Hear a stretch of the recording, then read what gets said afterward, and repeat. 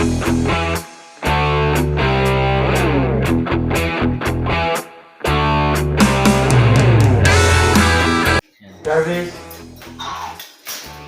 start the system.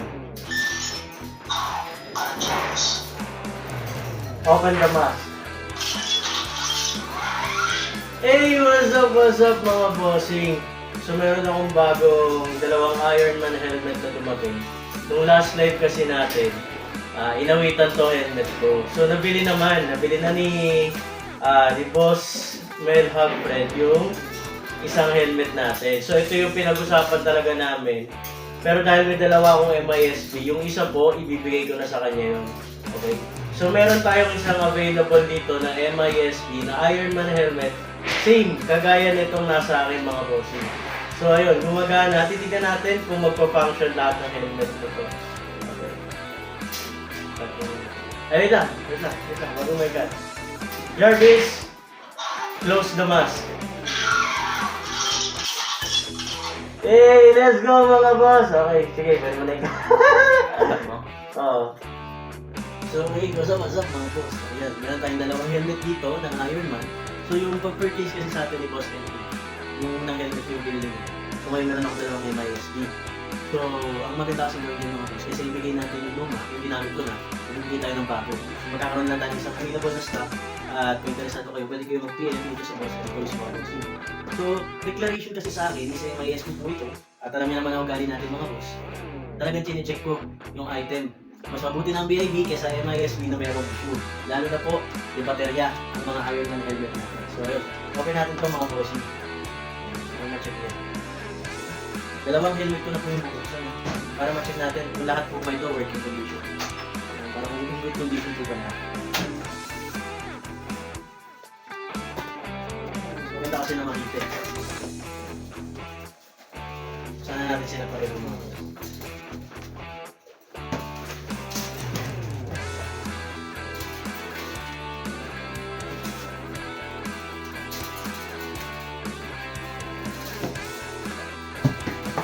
Mga naka-seal tape pa po.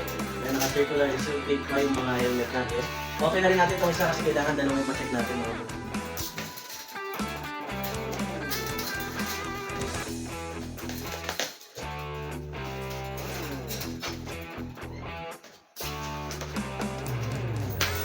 Napakunat yung mga po.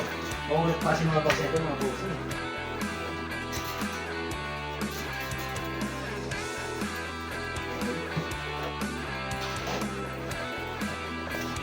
I-demo natin kung ano yung do's and don'ts, saka kung ano yung mga parts na kailangan gawin mga boss. Lalo na kung gagamitin ko yung Ironman. Meron tayong voice control, touch sensor, at saka yung remote control mga boss. So ito mga boss. Okay na natin sila. So meron ako dalawang na-notice dito mga boss. Pareho kasing circular tapes, mga circular tapes ko. So, kakatag ko na po ito mga boss.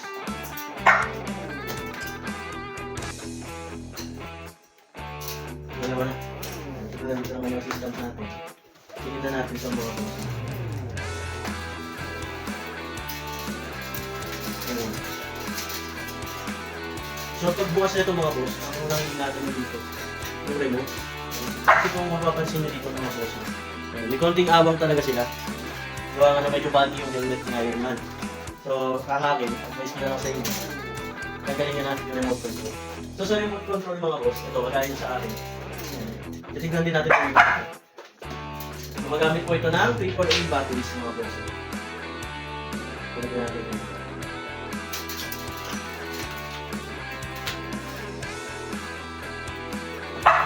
AAA batteries po ang ginagamit para sa batteries. Ayan. Yun, nakikita nyo may ilaw siya mga bossing. Sabihin, working yung remote nitong unang Ironman helmet natin. Open na natin.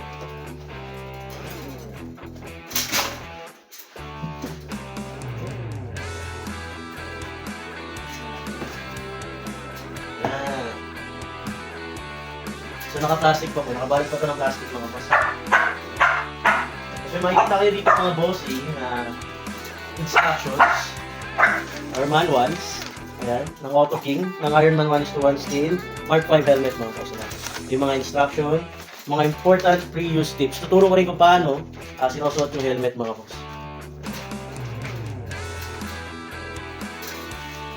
Ito natin sa plastic, no?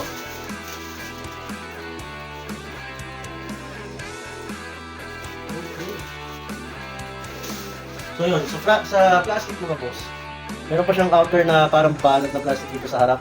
Kasi ito yung pinaka-iniingatan natin din na huwag magasgasan mga boss.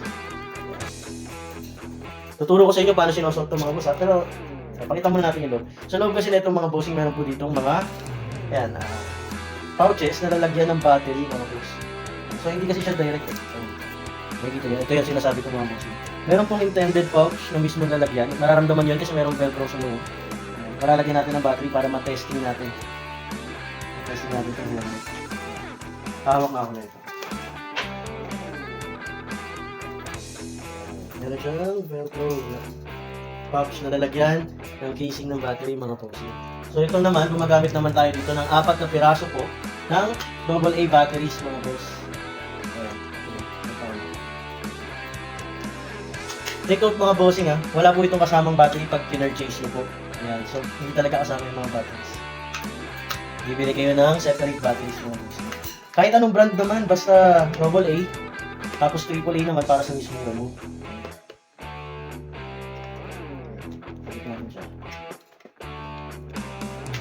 Maganda kasi yung both helmet na testing natin. Ayan. So dito mga boss, kailangan yung i-on. Kailangan yung i-on yung switch. May switch kasi dito mga boss. Ayan. So yun. Ito kasi yung magiging powerhouse ng helmet niya mga boss. So yun, lalagay ulit natin siya dito sa pouch. Tapos meron mga double-sided tape ito. Ayan, double-sided tape na kung saan i-attach nyo siya sa pinaka-taas ng ulo ng helmet. So na-adjust naman ito mga boss. Kailangan natin siya i-adjust. Paano sila pinipigil? Iba nga, may bago pa. May bago pa ito mga bossing So hindi lang yun, hindi lang doon yung nagkatapos mga boss. Kapag na-open nyo na yung switch sa loob, meron pa tong switch sa ilalim. So dito may makikita kayo yung speaker, nandito yung boses si Jarvis mga bossing. So kailangan nyo rin i-on dito mga bossing Ayan. Yun, may narinig kayong mechanical na tunog. Ibig sabihin nun, ready to use na yung helmet. So tatanggalin muna natin itong plastic covering mga bossing para makita nyo kung paano binubuksan at sinasarap ang helmet. Okay. So naka-on na siya. Kasi na yung remote. So yung remote niya mga bossing Sa voice control muna tayo mga boss. Voice control muna tayo. Jarvis! Yun, nag-response naman siya. Start the system. Yun. Open the mask. Yan. Hindi pa natin ginagamit yung remote. Close the mask. Bago-bago, makintab pa ito mga bossing. Yan. Start battle mode. Jarvis, start battle mode. Yun, nag-red siya. So, kailangan nyo banggitin yung pangalan ulit ni Jarvis mga bossing para ma-recognize nyo yung boses nyo bago nyo ibigay yung command. Bawa, Jarvis, close combat mode. Yun, nag-white na yung eyes niya. Okay. So, patayin naman natin siya ng shutdown. Jarvis, shutdown the system. Shutdown system. Ayun. Baka hindi nakakaintindi ng Pinoy accent si Jarvis mga boss. Okay. Okay. So, yan. Dito, i-off naman natin siya mga bossing Papakita ko sa inyo yung remote. May remote naman tayo. Remote naman tayo dito mga boss.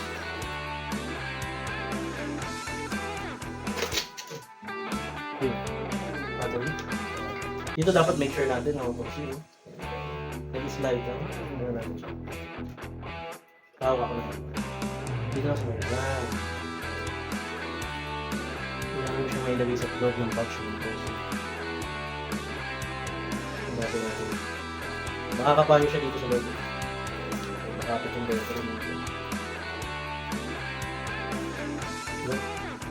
Hindi natin nailak kanina ng mga alis. So, ayan.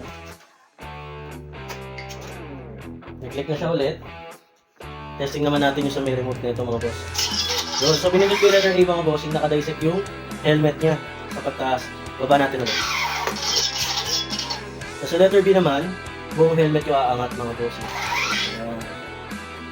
So, hindi siya nakadisect. Letter C, nandito yung kulay ng mata. Ayan, pag kinipit yung color sa letter C yun. Ayan. Letter D na ito mga bossing sa open and close ng lights. Ayan, letter D. Tapos yung letter E, parang kayo ni bahala kung anong special function yung ilalagay niyo dito sa mismong remote niya. Okay? So wala namang commands yun. Pero makikita niyo yun sa mismong instruction ng auto key mga bossing. So itatry naman natin ngayon yung touch sensor mga boss. Garbage. Ayan. Responsive pa rin siya kahit naka-voice control. So dito, ayan. Meron kasi siyang left and right touch sensor mga boss na nagko-control sa up and down ng helmet niya. So dito tayo sa right. Dito siya. Kailangan niyo siyang makalit.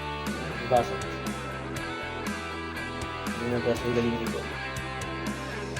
Ayun. So tumaas yung whole helmet niya na hindi na-reset. Ganun lang din mga boss. Okay. Sa kabilang side naman tayo ng tenga mga boss. Yun. Gumagana din siya. So, kailangan nyo ma-detect yung daliri nyo mga boss. So working naman to. No issues tayo nakita dito sa first ng unbox natin. Working lahat ng condition. So ito na yung bibigay natin na MISB para kay Boss Mal Hagfred na nagpunang purchase sa atin. Pero may isa pa tayong available mga boss. Napakangas nito. May natin yung Jarvis shutdown system. Okay. I-off namin yung switch. Tapos, kailangan nyo rin i-off yung mismong nasa loob bossing. Yung lalagyanan ng batteries nyo na nagko-control ng buong system niya. Ayan. So, ang tip namin dito mga boss, lagi nyo tatanggalin yung batteries kapag hindi nyo po ginagamit. Kasi may possibility na maging dead bat yung battery nyo. Ayan, matitrain pa rin po kasi siya. Ayan, so, okay po.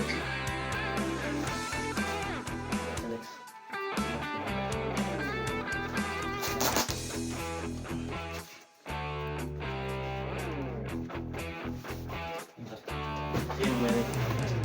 Reflex pa natin lahat eh. So ito meron din siya, yan yung mga instructions. Kita nyo naman yung siya dito.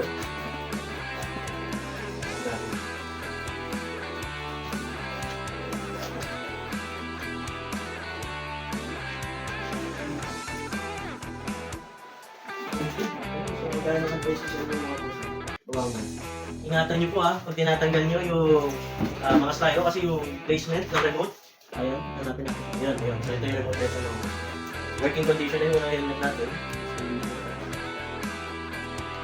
Ililipat natin dito sa video natin sa iba.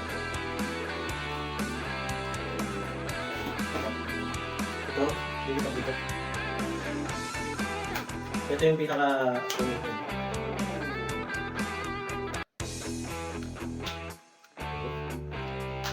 check natin mga bossing kung gumagana ba yung first yung isang remote natin. Okay, switch. Yun. So may ilaw siya mga boss. Right na siya.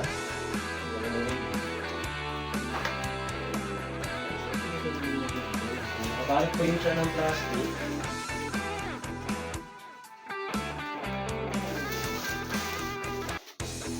Tapos may inner plastic pa siya. So lalagyan muna natin siya ng battery.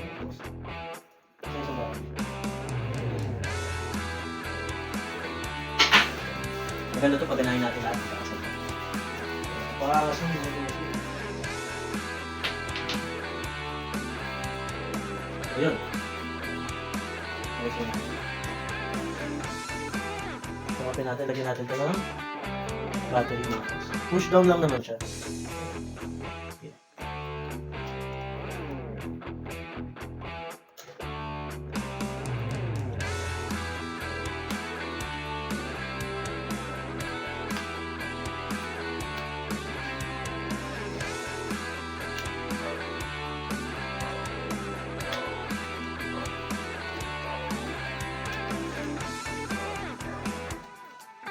Okay, lock na. So, yun. First instruction, open natin yung switch dito mga boss. Ayan. Naka-on na siya. I-ayos mo yung pagkaka-first. Ilagay.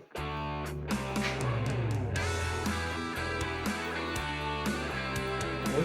Sarado natin. Lock na natin this time yung velcro. Okay. Ayan, na-adjust naman to. Parang covering ng helmet. So, ayun mga boss. Dito pala, ito-demo ko sa inyo kung paano yun na-open. Kasi hindi siya kakasya sa ulo niya eh. Yan, kasi masyadong malaki yung mga ulo mo. So, kailangan to, ipipress nyo siya, lightly, saka nyo iaangat, para umangat yun. Tapos partial nyo lang siya iangat, tawag yung buo. Yan. Sa ganyang paraan mga boss, mas madali nyo pong masusuot yung helmet. So pag ibabalik nyo, press nyo lang ulit. Yan, maglalak siya ng pusa. So dito naman, open natin ulit. Yun, may tumunog na mechanical na siya. Mechanical sound style lang ito mga boss. Tanggalin natin ha. Ayan, napakalinis po. Testingin natin sa voice command muna tayo. Jarvis, start system. Ayun. Open the mask. Close the mask. Start battle mode. Start combat mode. Ayun. Close combat mode. Okay. Testing natin yung touch sensor mga boss. Umangat. Yung una. Okay? So kailangan nyo lang siya ilapat magiging. Okay. Sa kabilang side, yung dissect. Dito. Para umangat. Sa kabilang side. Ito lang ulit Ayun.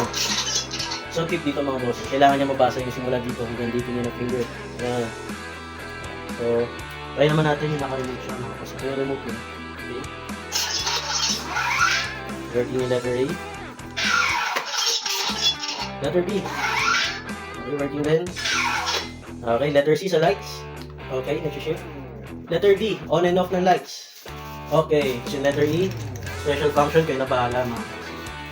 So working lahat ng Ironman helmet natin mga boss. Kaso taken na po yung isa na lang available dito sa Boss & Toys mga bossing. Jarvis! Jarvis! Okay ba? Jarvis! Shutdown system.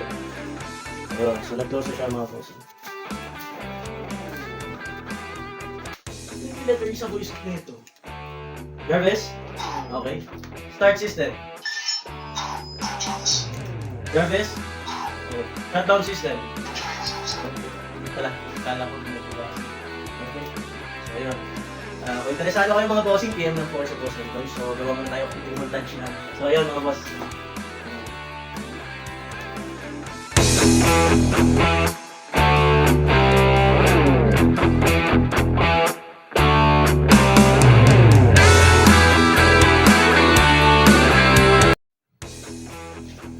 So yun mga bossing, kung gusto niyo pong magkaroon ng ganitong Ironman helmet, mag-PM lang po kayo sa Boss & Toys at unahan na lang kayo mga boss kasi isa lang po available sa amin. So ayun, thank you mga bossing.